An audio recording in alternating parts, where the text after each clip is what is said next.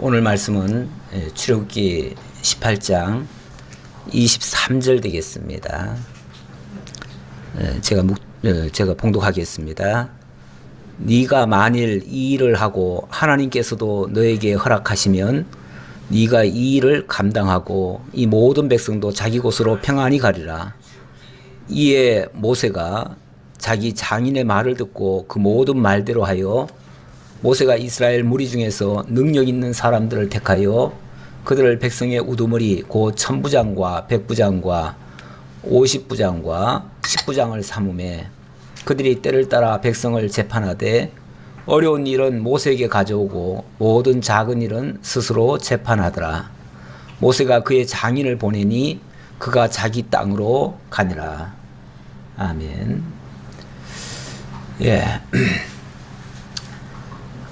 지난주 모세가 자기 가족들과 제의를 하고 모세 장인 이드로가 모세의 그 처신을 보면서 그렇게 하는 것은 지혜롭지 못하다. 이렇게 했으면 좋겠다 해가지고 제안을 한 장면이 있었습니다. 그 장면을 보고 그 제안을 따라서 모세가 천부장과 백부장과 50부장과 10부장을 삼아서 세워놨더니 그들이 웬만한 일은 자기네들이 알아서 다 처리하고 정 어려운 일만 모세에게 가져오므로 모든 일이 질서 있게 잘 되어졌다. 광야교회가 이렇게 해서 질서 있게 세워졌다라는 말씀입니다. 이 말씀은 나중에 사도행전에서 초대교회가 시작되면서 이 말씀이 그대로 적용이 되어졌죠. 그래서 처음에는 사도들이 모든 교회 일을 어마어마하게 교회가 확장이 됐는데 그 모든 일을 자기네들이 다 감당하려니까 이 감당이 안 됩니다.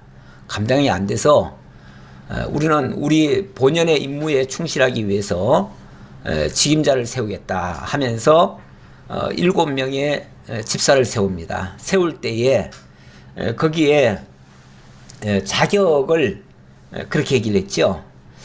성령과 지혜가 충만하여 칭찬받는 사람 이렇게 얘기했습니다. 사도행전 6장에 나오는 장면이죠. 6장 3절 이하에 나오는 장면인데 성령과 지혜가 충만하여 칭찬받는 사람, 이 말씀이 사실 여기 18장의 말씀과 같습니다. 18장에는 그 사람들의 자격을 뭐라고 얘기를 했냐면 뭐라고 얘기했죠? 능력 있는 사람 이렇게 얘기를 했죠. 21절에 그 말이 나오는데요. 너는 또 온 백성 가운데서 능력 있는 사람들, 자, 능력 있는 사람들. 그런데 이제 먼저 성경에는 제덕이 겸전한 자 이렇게 얘기를 했어요. 저는 그 표현이 더 맞다고 봅니다.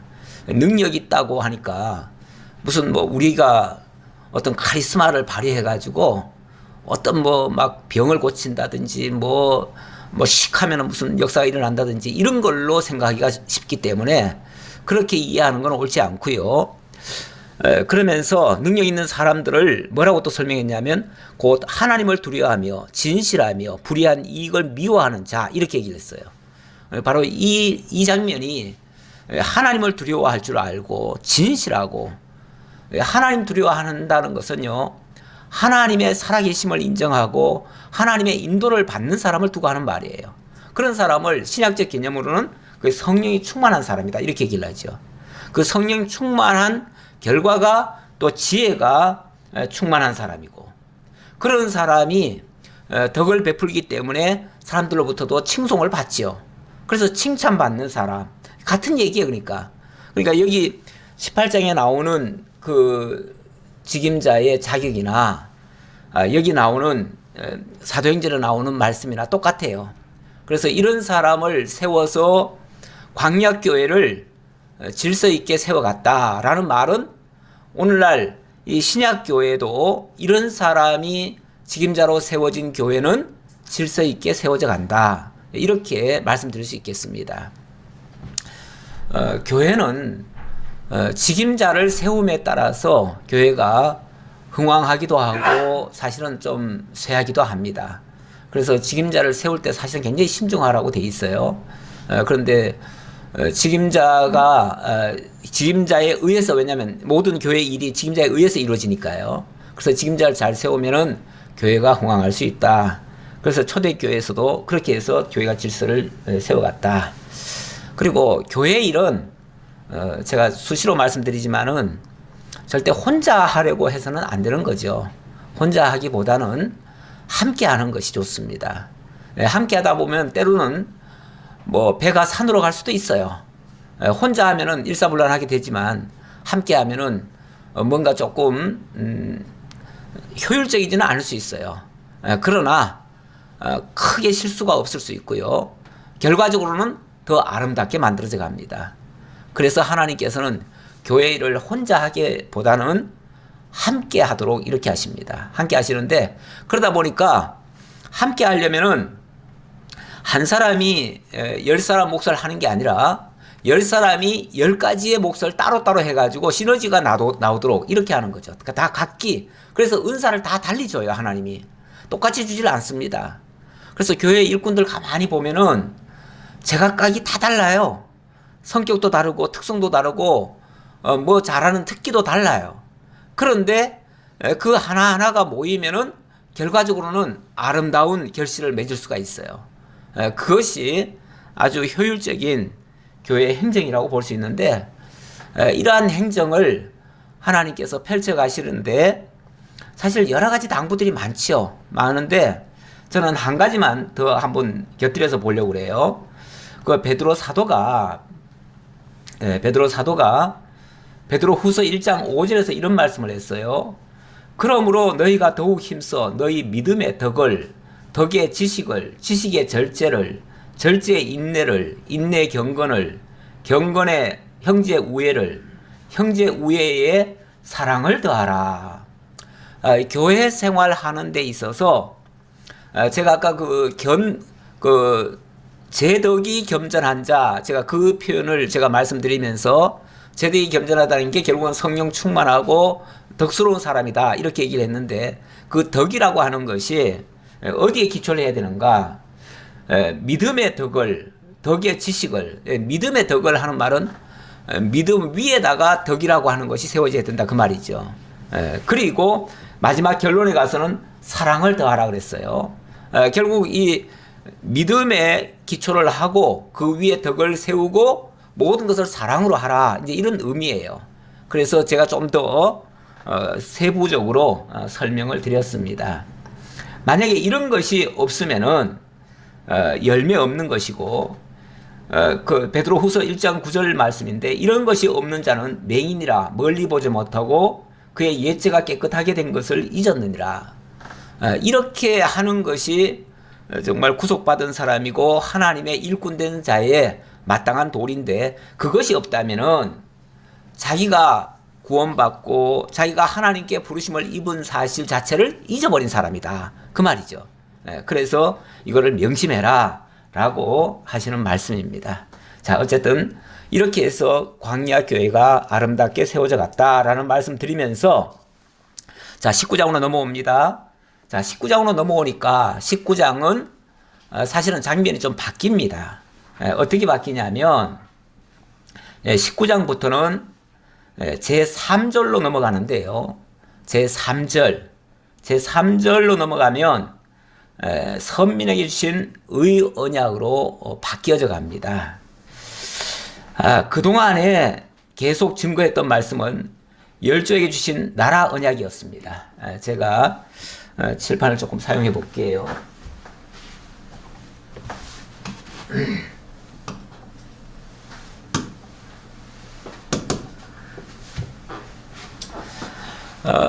제가 그림을 하나 불러왔습니다.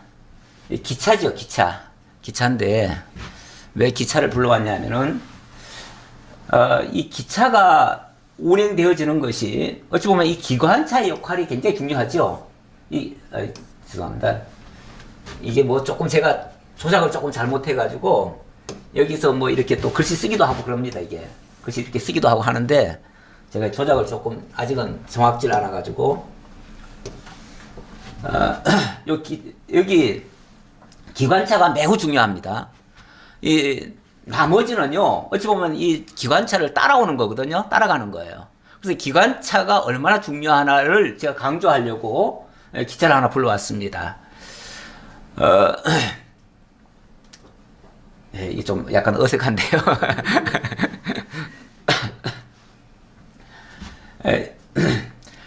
지금 우리가 지금 배우고 있는 장면이 뭐죠? 우리가 배우고 있는 장면이 율법서입니다. 율법서고, 이 율법서는 모든 성경을 이끄는 그런 내용이 되겠습니다. 그래서 창세기부터 신명기까지 이 내용이 마치 기관차에 속한다, 그 말씀을 드리고 싶은 거예요. 이 기관차가 성경 전체를 이끌고 가는데, 이 모세오경이 차지하는 비중, 이것이 마치 기관차에 속한다.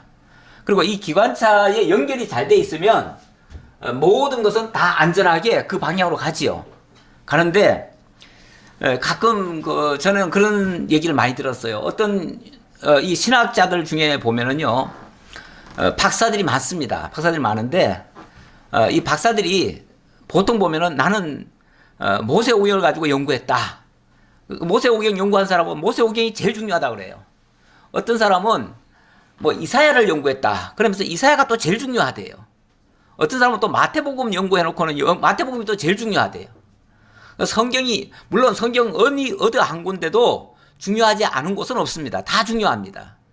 그런데 그러면은 이 모세오경 없는, 다시 말하면 구약 성경이 없는 신약이 있습니까? 없어요. 또 모세오경이 없는 이사야가 있습니까?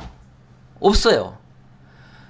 이 모세오경에 의해서 모든 다른 성경이 따라가는 거예요. 따라가는 거기 때문에, 그래서 그만큼 중요하다는 것이고, 이 가장 중요한 이 모세오경 안에 들어있는 내용이 무엇인가, 그걸 얘기하는데 저는 그것이 하나님의 언약이라는 거죠.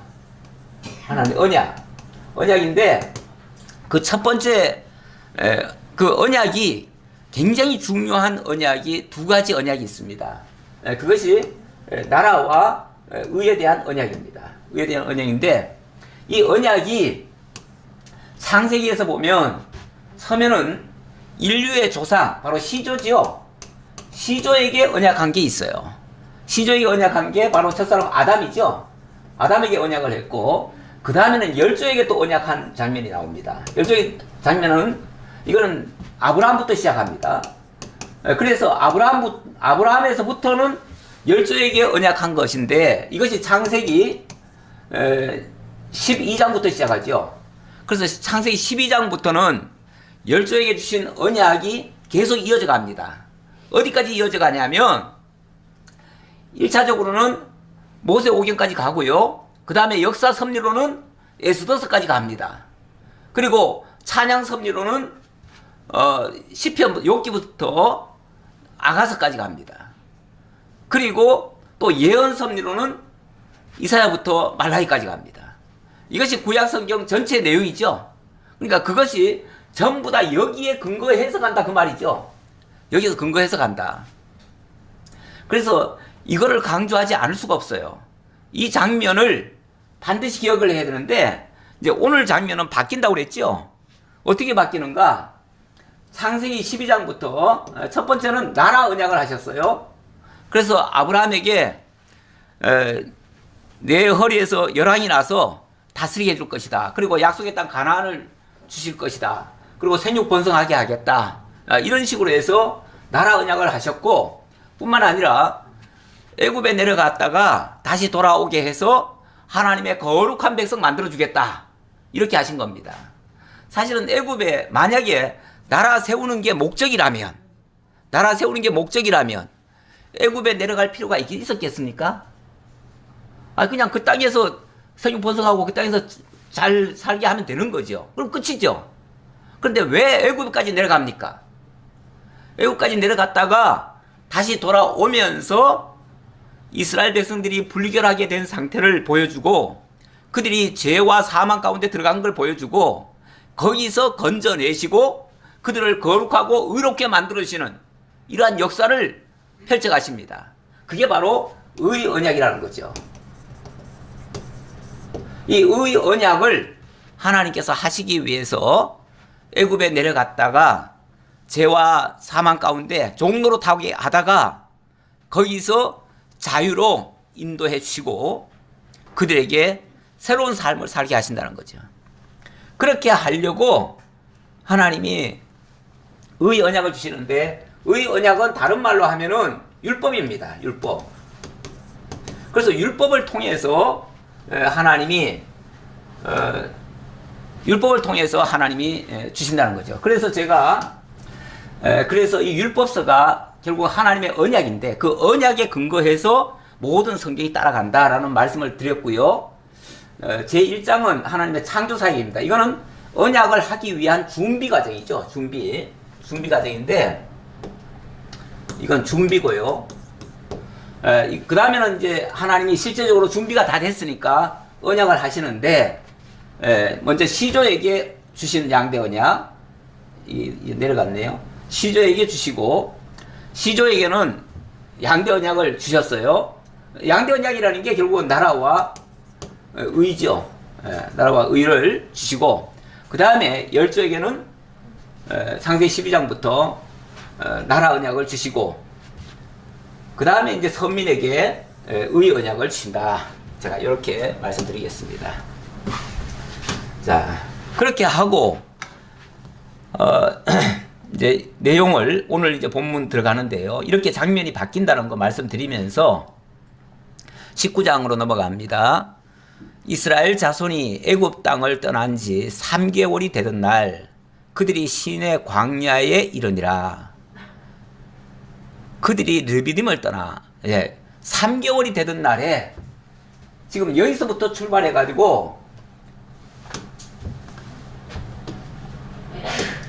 여기서부터 출발을 해가지고 쭉 내려오다가 여기서 여기 믹돌과 비하이로스로 이렇게 돌쳤죠. 돌쳐가지고 이렇게 건너와서 마라 쓴물 만나고 엘림 만나고 그 다음에 몇 군데를 거쳐서 르비딤이라고 하는 데까지 와서 여기서 이제 물 없다고 난리쳤죠. 난리쳤다가 드디어 시내산까지 도착을 했습니다.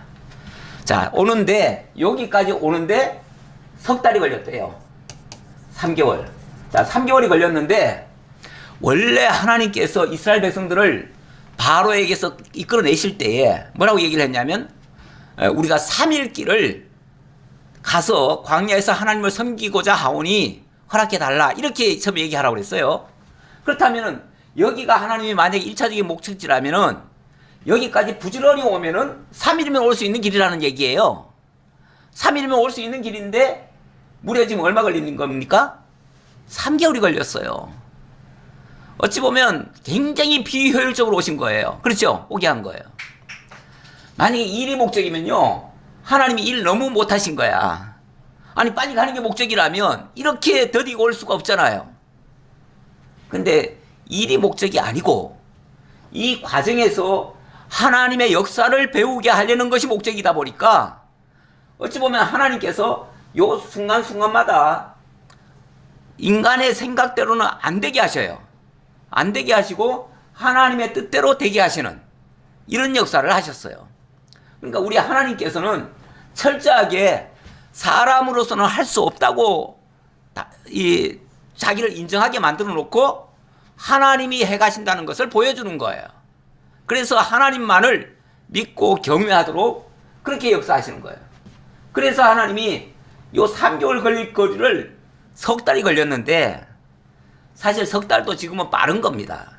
왜냐하면 앞으로 약속의 땅 여기까지 갈 거거든요.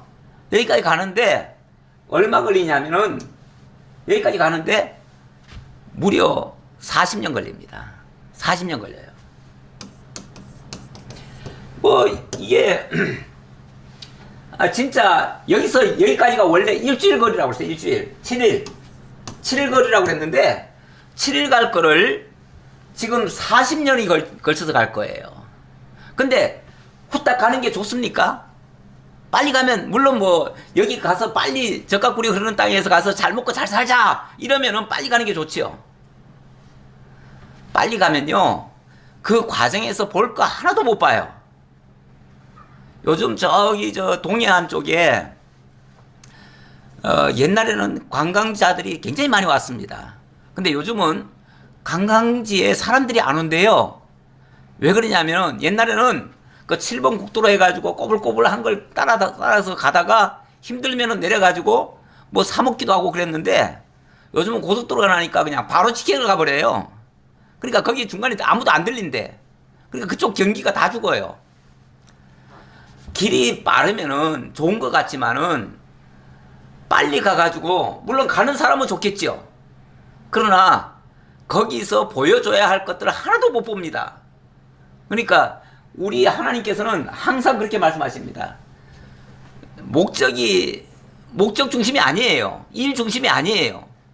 하나님 당신 역사를 보여주려니까 이렇게 세월이 많이 걸리더라도 어찌 보면 비효율적이라도 하나님이 이렇게 보여주시겠다는 거예요. 당신 계시가 목적이에요. 그러니까 계시가 목적이기 때문에 이렇게 역사하신다는 거 기억하시고요. 자, 그 다음 그들이 르비딤을 떠나 시내 광야에 이르러 그 광야에 장막을 치되 이스라엘이 거기 산 앞에 장막을 치니라. 모세가 하나님 앞에 올라가니 여호와께서 산에서 그를 불러 말씀하시되 너는 이같이 야곱의 집에 말하고 이스라엘 자손들에게 말하라. 내가 애굽 사람에게 어떻게 행하였음과 내가 어떻게 독수리 날개로 너희를 업어 내게로 인도하였음을 너희가 보았느니라. 너희가 보았느니라. 자, 보세요. 하나님이 내가 여기서 지금 여기까지 왔는데 어떻게 너희들 데려왔는지 아니? 독수리가 날개로 새끼를 업어서 옮긴 것처럼 내가 너희를 업어서 왔어. 그 말이에요. 업어서. 그 희한하게 독수리라고 하는 그 새는요, 다른 모든 새들은 새끼들을 입으로 물어가지고 입으로 날른대요. 근데 독수리는 또 이렇게 뒤로 어떻게 돌려서 뒤로 이렇게 없는 모양이에요. 그렇다는 말이 있어요. 나는 본 적은 없어요. 본 적은 없는데 그런 말이 있어요. 근데 독수리가 마치 자기 새끼를 업어가지고 옮긴 것처럼 내가 너희를 업어온 거야. 그 말이에요. 하기야 여기서 여기 오는 과정에 이스라엘 백성들 자기 힘으로 왔다라고 말할 수 있겠어요? 없어요. 자기들 힘으로 한 거는요, 원망 불평밖에 안 했어요. 대적밖에 안 했어요. 자기들이 한 거라고는 그야말로 죄밖에 지은 게 없어요. 그런데 하나님께서는 그런 거 저런 거 안 따지시고 일단은 그래 너희들 그렇다고 알았어. 너희들 그 죄 짓는 거 보고 그러나 이렇게 할 거야 라고 하나님이 또 고쳐주신 거예요. 항상 고쳐주신 거예요. 그래서 여기까지 데려왔어요. 그러는 동안에 너희들 말 안 들으니까 내버려야겠다. 그래가지고 내버린 거 없어요. 내버리지 않았어요. 물론 하나님이 다 만족하게 행동은 안 했겠지만 그럼에도 불구하고 하나님께서 다 데려오셨어요. 그것을 너희가 보았느니라 이렇게 얘기를 합니다. 보았느니라. 그거 보여줬다 그 말이에요. 그 이 보인다는 말이 이게 계시예요. 계시라는 말이 하나님 보여준다는 말이에요. 하나님 당신 역사를 보여준 거예요. 지금까지. 그리고 그 다음 말은 이게 어찌 보면 이제 목적일 수 있어요. 이렇게 보여줘가면서 데려오신 이유, 목적.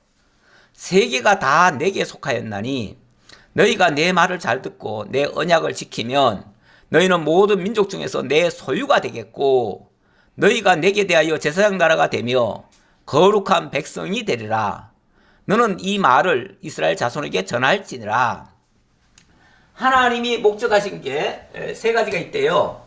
그거는 첫 번째가 세계가 다 내게 속했다. 세계가 다 내게 속했다 하면서 세계가 다 내게 속했다는 말은 하나님이 대주제시고 하나님이 모든 것을 다 주관하신다는 얘기예요. 자, 그렇게 하시는 하나님이 전 세계를 상대로 해서 역사하실 건데 어떻게 하시는가? 모든 민족 중에서 내 소유가 되게 하겠다. 내 소유. 그 다음에는 두 번째는 내게 대하여 제사장 나라가 되고 제사장 나라.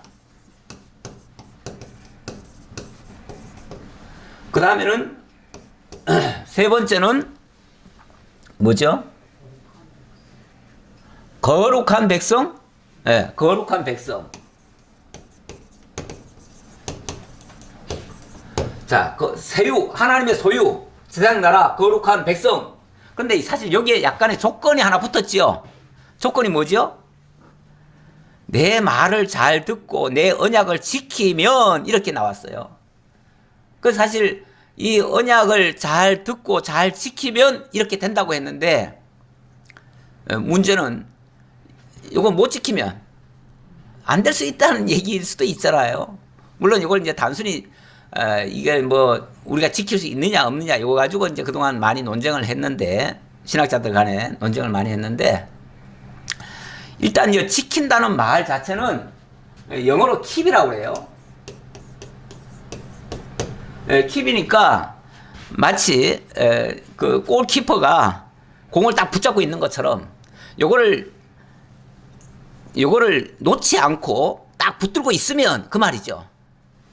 그러니까 지킨다는 의미가 우리가 뭘 어떻게 행한다는 의미보다 이 말씀 자체를 잘 듣고 잘 듣는다는 말은 어쨌든 그 말씀을 잘 이해를 하고 그 말씀을 놓치지 않도록 붙들고 있으면 이 말일 수 있는 거죠. 우리가 이거를 뭐 우리 행위로 다 지킨다 다 행한다 이런 의미로만 받으니까 너무 어려운데 그리고 사실은 불가능이죠. 그렇게 되면 불가능인데 그 말씀을 간직하고 잊어버리지 않는다면 그렇게 될 수 있다라는 뜻이기도 하고요.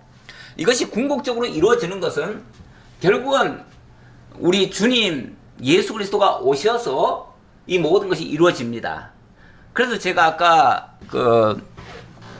묵상한 말씀 그게 이제 베드로 몇 절입니까? 베드로후서 2장 9절의 말씀인데요. 거기 보면 이런 말씀이 나옵니다. 너희는 택하신 족속이요 왕 같은 제사장들이요 거룩한 나라요 그의 소유가 된 백성이니. 자, 여기 지금 방금 말씀하신 이 내용이 다 뭐 됐다고요? 너희에게 이루어졌다 그 말이잖아요. 그 말이잖아요. 그렇죠? 너희가 바로 이렇게 됐다 그 말이잖아요. 우리가 이렇게 됐다는 얘기잖아요.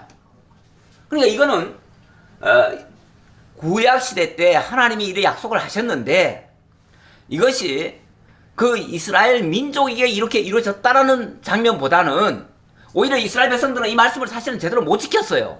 못 지켰기 때문에 그대로 이루어지지 않았다고도 볼 수 있어요. 하지만은 이것이 나중에 예수 그리스도를 통해서 온전히 이루어져요. 이루어져서 결국은 우리가 이런 상태가 됐다 그 얘기예요. 우리가 하나님의 소유가 됐어요. 하나님의 소유.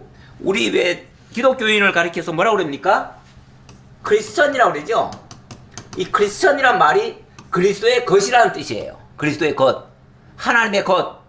하나님의 것이 된 거예요. 그리고 제사장 나라가 됐다고 그러는데 제사장 나라라는 말은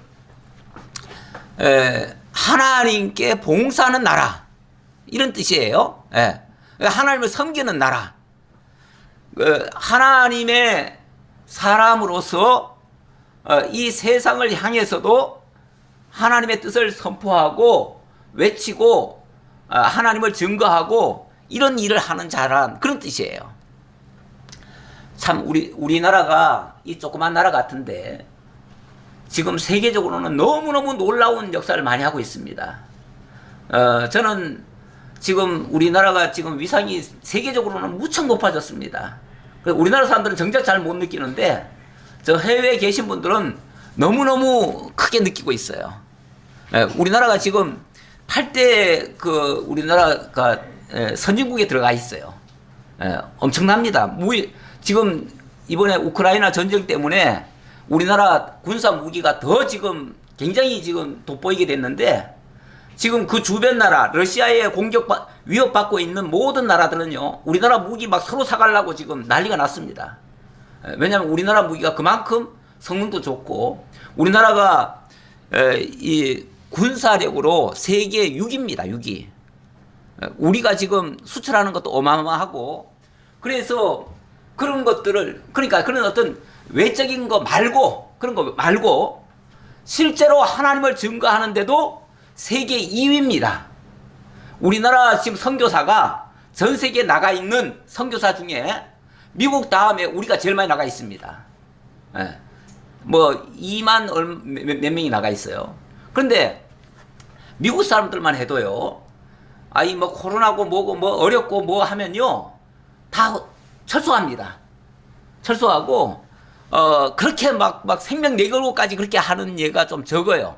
근데 우리는 한번 나갔다 하면요 진짜 생명 내걸고 합니다. 거기에 전쟁이 나도 합니다. 그냥 뭐 아프가니스탄 그렇게 했어도 거기서도 그냥 지키고 있습니다. 네, 이렇게 생명 내걸고 전 세계를 향해서 그리스도의 복음을 증거하는 그야말로 제사장 나라 역할을 하고 있어요. 그리고 이 거룩한 백성, 이미 우리가 지금 하나님의 거룩한 나라의 백성이 됐고, 이 거룩한 백성이라고 하는 말은 그냥 나라가 아니라 이 의로운 백성이라는 얘기예요. 지금 하나님의 나라와 의를 지금 얘기하고 있는 중인데, 이 거룩한 백성은 그 의로운 백성이라는 얘기예요. 이 의로운 백성을 하나님이 만들어 주셨다는 겁니다. 어찌 보면 그 혜택이, 그 예언의 말씀이 오늘 우리에게 이루어져 있어요. 이거는 결국 예수 그리스도를 통해서 온전히 이루어졌다라는 결론이에요. 그래서 이것을 지키면 하는 말은 결국은 예수 그리스도가 지키심으로 이 모든 약속이 이루어졌다라고 볼 수 있습니다. 자, 그래 놓고 이제 제가 이제 19장으로 와가지고는 여기서부터는 이제 신해산 언약 준비라고 오늘 이제 본문 내용인데요. 오늘 내용은 사실은 장면은 이렇게 바뀌지만은 본격적인 율법의 말씀, 의로운 그 계명의 말씀은 다음 주에 나올 겁니다. 다음 주에 나올 거고, 오늘은 그거에 대한 준비 작업입니다. 준비 작업. 그래서 오늘 내용은 신해산 언약 준비다. 하나님이 일단은 이 의 언약을 시내산에서 주십니다. 주시는데 시내산에서 주시는 그 의 언약이 뭐 다른 말로는 그 율법이라고 할 수 있어요. 그래서 이거는 곧 율법이다 이렇게 이해하시면 되겠습니다. 그래서 이거는 율법이다. 율법을 주시겠다라는 말씀이고요. 그걸 위한 준비 작업인데, 일단 하나님께서 다 백성들은 산 아래에 머물게 하고 모세는 산 꼭대기로 데리고 올라갑니다. 그리고 중간에 아론과 제사장들을 중간에 두고 모세가 아론에게 지시를 하고 그 아론이 백성들에게 전달하도록 이렇게 합니다. 나중에 보면은 왜 그렇게 하느냐를 또 설명하는데, 일단 모든 백성들이 모세의 말을 듣게 하려고 모세에게 일종의 권위를 주는 거예요. 권위를 줘서 모세가 거룩하게 하나님이 구별한 자니까 너희는 그의 말을 들어라. 이거는 또 나중에 사도행전에 가보면은 모세와 같은 선지자 바로 예수 그리스도의 말을 들어라. 그 말씀에 생명이 있다. 그 말씀을 듣는 자는 살리라. 이런 말씀과도 같은 이치예요. 그래서 권위를 주는 장면이에요. 자, 그러면서 7절입니다. 모세가 내려와서 백성의 장로들을 불러 여호와께서 자기에게 명령하신 그 모든 말씀을 그들 앞에 진술하니 백성이 일제히 응답하여 이르되 여호와께서 명령하신 대로 우리가 다 행하리이다. 모세가 백성의 말을 여호와께 전하며, 그러니까 모세를 불러 올렸다가 말 전하기 위해서 또 내려왔다가 이렇게 하는 거죠. 이 전달 왔다 갔다 하면서 지금 전달하는 거예요. 그랬더니 백성들이 다 듣겠나이다. 우리가 그 말씀대로 순종하겠나이다. 그런데 사실은 다 행하겠나이다 라고 말은 했지만은 20장으로 넘어가 보면, 조금 넘어가면은 이 계명을 받아가지고 내려오는 모세 앞에 그들의 불순종이 보여요. 다 행하겠다고 하는 말은 말간 거짓말이에요. 못 행합니다. 행할 수가 없어요. 오히려 너무 화가 나가지고 모세가 그냥 들고 있던 그 십계명, 얼마나 그 엄숙하게 받은 말씀인데 그걸 그냥 집어 던져버리잖아요. 사람이 절망 상황이 느껴지면요 이판사판입니다. 모세도 그 하나님의 거룩한 말씀을 받아놓고 그걸 세상에 백성들이 말 안 들었다고 그냥 화가 나서 집어 던져버리잖아요. 자, 9절입니다. 여호와께서 모세에게 이르시되 내가 빽빽한 구름 가운데서 내게 임함은 내가 너와 말하는 것을 백성들이 듣게 하며 또한 너를 영영히 믿게 하려 함이니라. 보세요. 일부러 하나님이 빽빽한 구름 가운데서 모세만 만나주시고 모세로 하여금 백성들에게 전달하게 하는 이유는 이 백성들로 하여금 어찌 보면 영영이 모세의 말이 진짜 하나님의 말씀이다라는 걸 믿게 하려고 그랬다. 이렇게 하는 거죠. 어찌 보면 지도자는 이게 권위라고 하는 게 별거 아닌 것 같지만 그 말씀의 권위 아래에 인정을 해줘야 됩니다. 그 말씀을 들고 있는 자의 말이, 그러니까 그 사람을 인정하는 게 아니라 그 사람이 가지고 있는 그 말씀의 권위는 인정을 해야 됩니다. 그래야 순종을 할 거 아니겠어요? 예. 이게 이제 사람한테 인간 모세를 떠받들란 얘기가 아니에요. 예. 모세가 전하는 말씀이 진실임을 믿으라, 그 얘기죠. 예. 그걸 믿으라고 이 말을 하는 거죠. 모세가 백성의 말을 여호와께 아뢰었으므로 여호와께서 모세에게 이르시되 너는 백성에게로 가서 오늘과 내일 그들을 성결하게 하며 그들에게 옷을 빨게 하고 준비하게 하여 셋째 날을 기다리게 하라. 이는 셋째 날에 나 여호와가 온 백성의 목전에서 시내산에 강림할 것임이니 너는 백성을 위하여 주위에 경계를 정하고 이르기를 너희는 삼가 산에 오르거나 그 경계를 침범하지 말지니 산을 침범하는 자는 반드시 죽임을 당할 것이라. 예, 하나님의 권위를 높여주신 거예요. 네.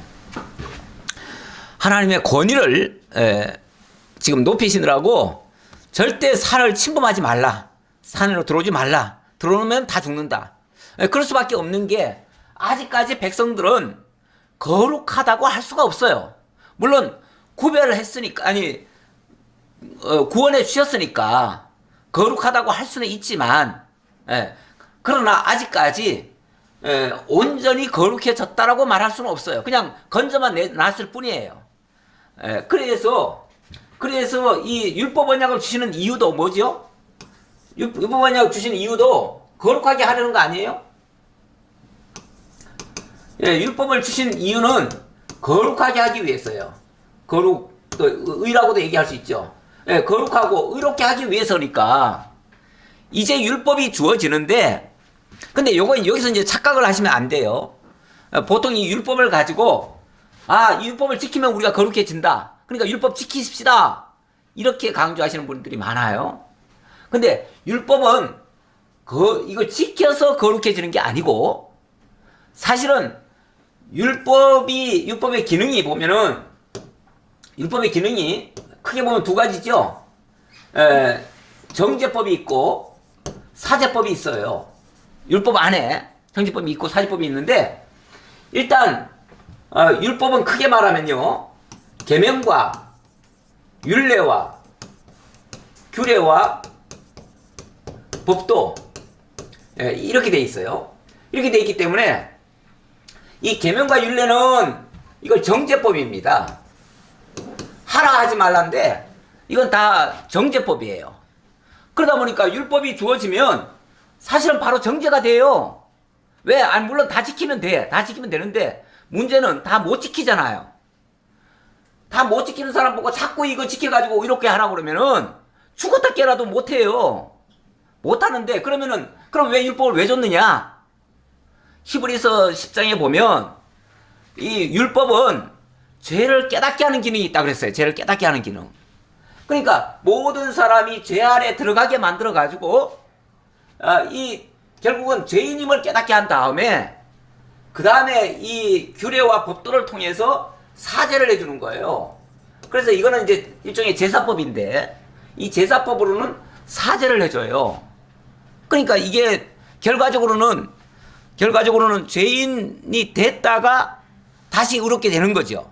그러니까 죄인이 됐다가 의인이 되면, 죄인임을 깨닫게 했다가 그 죄에서부터 해결을 받으면 의인이 되는 거잖아요. 그래서 그 결과가 의롭게 되는 거지. 결과가 의롭게 되는 거지 지켜서 의롭게 되는 게 아니다 그 말이에요.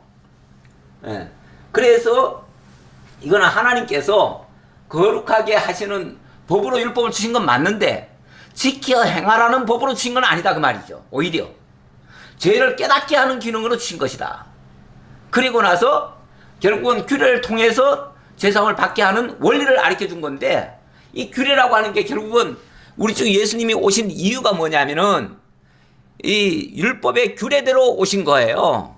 규례대로 오셔서 그 율법의 저주 아래 들고 그 율법의 저주를 당신이 받아가지고 당신이 제물로 죽어주신 거예요. 그래서 거룩하게 된 거거든요. 그래서 우리가 그 혜택을 본 것이고 우리가 그래서 그 예수를 믿는 거예요. 그래서 율법의 이 정죄 기능은 결국은 예수 그리스도를 죄 아래 들게 해서 저주를 받아서 우리 대신 다 지켜주실 거. 그래서 궁극적으로는 의롭게 하실 거를 가르친 거지 율법 자체가 의롭게 되는 건 아니다 그 말이죠. 여기서 많은 오해들을 하더라고요. 그래가지고 구약시대 때는 이 율법을 지키라고 자꾸 강조를 하고 또 신약에 와서는 예수님이 다시 알려주신 산상수훈에서 새로 알려주신 또 규례들이 또 있잖아요. 율례들이 또 있잖아요.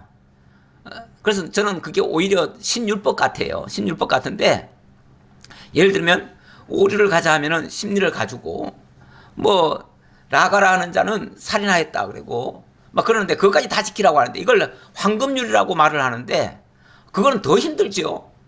구약의 십계명보다 더 힘들어요. 그거는 사실은. 근데 그걸 어떻게 우리가 다 지켜서 의롭게 되라고 하시는 말씀인가요? 그러니까 그것도 예수님이 그렇게 해주신다고 하는 당신의 약속이에요. 여기서 이제 오해하지 마시라고 한 말씀 드렸고요. 그 다음, 그 산을 범하는 자는 반드시 죽임을 당할 것이라 13절 그런 자에게는 손을 대지 말고 돌로 쳐 죽이거나 화살로 쏘아 죽여야 하리니 짐승이나 사람을 막론하고 살아남지 못하리라 하고 나팔을 길게 불거든 산 앞에 이를 것이니라 하라. 모세가 산에서 내려와 백성에게 이르러 백성을 성결하게 하니 그들이 자기 옷을 빨더라. 모세가 백성에게 이르되 준비하여 셋째 날을 기다리고 여인을 가까이 하지 말라 하니라. 성결케 하라는 뜻으로 한 말이고요. 자, 16절입니다. 자, 16절부터 25절까지는 여호와께서 시내산에 강림하시면서 주의사항을 가르쳐 주시는 내용입니다. 셋째 날 아침에 우레와 번개와 빽빽한 구름이 산 위에 있고 나팔 소리가 매우 크게 들리니 진중의 모든 백성이 다 떨더라. 이제 하나님의 그 위엄을 보여준 거죠. 모세가 하나님을 맞으려고 백성을 거느리고 진에서 나오매 그들이 산 기슭에 서 있는데 시내산에 연기가 자욱하니 여호와께서 불 가운데서 거기 강림하심이라. 자, 연기가 빽빽하고 거기에 또 가운데 불이 또 일어나요. 근데 그 가운데서 하나님이 모세를 부르신 거예요. 거기는 사실 다른 사람은 아무도 갈 수가 없죠. 근데 모세는 갔어요. 나중에 보면은 하나님이 모세와는 마치 친구와 대화하듯이 했다 이렇게 말씀하신 장면도 있어요. 그만큼 하나님께서 모세를 백성들 위에다가 이렇게 올려주신 거예요. 왜냐하면 그의 말을 들으라고. 그의 말이 곧 내 말이니까 내 말을 들으라 이 얘기죠. 그 연기가 옹기 가마 연기같이 떠오르고 온 산이 크게 진동하며 나팔 소리가 점점 커질 때 모세가 말한즉 하나님이 음성으로 대답하시더라. 여호와께서 시내산 곧 그 산 꼭대기에 강림하시고 모세를 그리로 부르시니 모세가 올라가매 여호와께서 모세에게 이르시되 내려가서 백성을 경고하라. 백성이 밀고 들어와 나 여호와께로 와서 보려고 하다가 많이 죽을까 하노라. 근데 꼭 그 뭐 좀 잘 모르시는 분들이 우리도 하나님 만나겠다고 또 쫓아 올라올 수가 있거든요. 있어요. 틀림없이 이상한 사람들이 있어요. 그만큼 당부했는데도 굳이 그렇게 하겠다고. 거기 올라왔다가는 바로 죽을 거니까 절대 못 올라오게 해라. 또 경계하고 또 경계하는 거죠. 또 여호와에게 가까이 하는 제사장들에게 그 몸을 성결히 하게 하라. 나 여호와가 그들을 칠까 하노라. 모세가 여호와께 아뢰되 주께서 우리에게 명령하여 이르시기를 산 주위에 경계를 세워 산을 거룩하게 하라 하셨사온즉 백성이 시내산에 오르지 못하리이다. 하나님이 이미 이렇게 경계를 하셨는데 누가 올라오겠습니까? 안 올라올 겁니다. 뭐 이렇게 얘기했다는 거죠. 여호와께서 그에게 이르시되 가라 너는 내려가서 아론과 함께 올라오고 제사장들과 백성에게는 경계를 넘어 나 여호와께 올라오지 못하게 하라. 내가 그들을 칠까 하노라. 모세가 백성에게 내려가서 그들에게 알림이라. 자, 이렇게 해서 이제 그 언약 수립의 준비는 완료됐습니다. 이제 언약을 받으면 되죠. 예, 언약 받는 것은 이제 다음 주에 나올 겁니다. 예, 이제 하나님께서 어미하신 하나님께서 이제 모세를 불러놓으시고 굉장히 중요한 일을 하시는데 이게 하루아침에 받는 게 아니고요. 거기 올라가서 40일 금식 기도하면서 받거든요. 40일은 진짜 물도 안 먹고 마시지도 않고 아무것도 안 먹고 그리고 하나님께로부터 말씀을 받아요. 그 십계명이니까 간단한 것 같지만 그게 하나님께서 40일 걸려서 주시는 거예요. 그러니까 단순히 돌판에 적은 거는 십계명이지만 그 십계명을 말씀으로 40일간 하신 거예요. 40일간 얼마나 상세하게 했겠어요. 그렇죠?